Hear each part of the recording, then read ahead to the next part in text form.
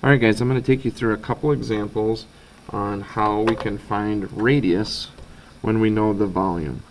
And the reason that we're doing this is because understanding this, well, first you need to know how to do this, and then secondary, we're going to be doing this later when we get to spheres and we have to find the radius. So it's really good to kind of at least know how to do it with cylinders first. So the first thing is I have this cylinder and it's got a radius of 3. Now the height we don't know. And so we're solving for height. And so I go back to our formula. Our formula for cylinder, remember, is volume is equal to pi times radius squared, which is the area of the bottom, and then times height. Alright?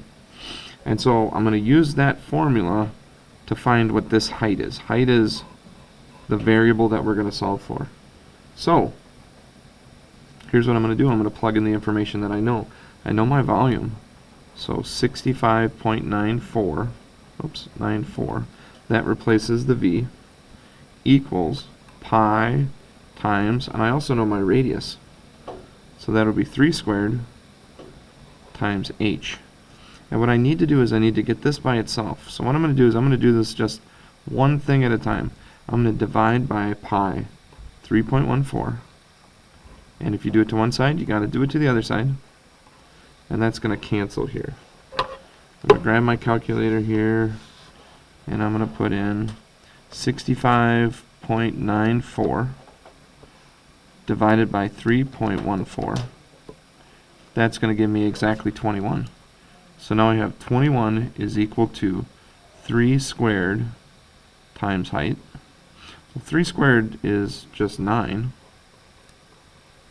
And to get h completely by itself, I'm going to divide by 9 on both sides.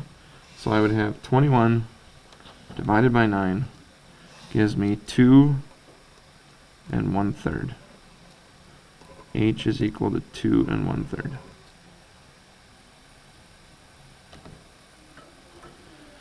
Alright, so the next one we're going to do is actually from your homework. So if you look at your homework, we're going to go to the start.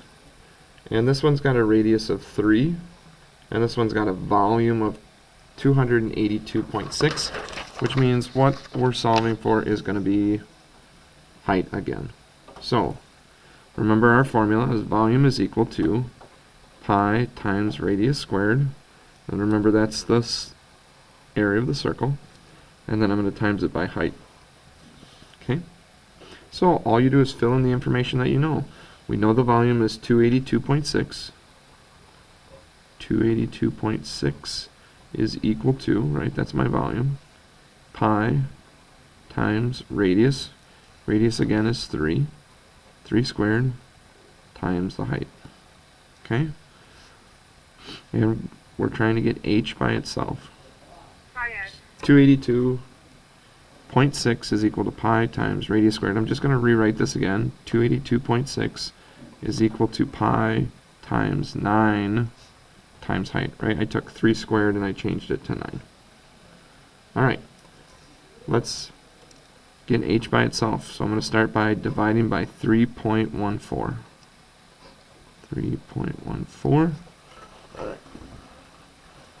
Grab my calculator here. 282.6 divided by 3.14. That's 90. So now I would have 90 is equal to pi times, nope, we took care of pi. 90 is equal to 9 times h. So the inverse of multiplying by 9 is going to be divide by 9. I do that to both sides, I'm going to get h is equal to 10. I come back up here, I look here, and I'm going to be going this way to the right. And then this will be the next one I'm going to do. Just remember, the formula is always pi times radius squared times height, and then you're solving for h. Okay? Plug in the information that you know. Put the volume here, take the radius and put it here, and then slowly chip away by dividing to get h by itself. Alright, I hope this helps. Make sure on your homework you are showing all of your work. We'll collect this after spring break. Good luck, everybody.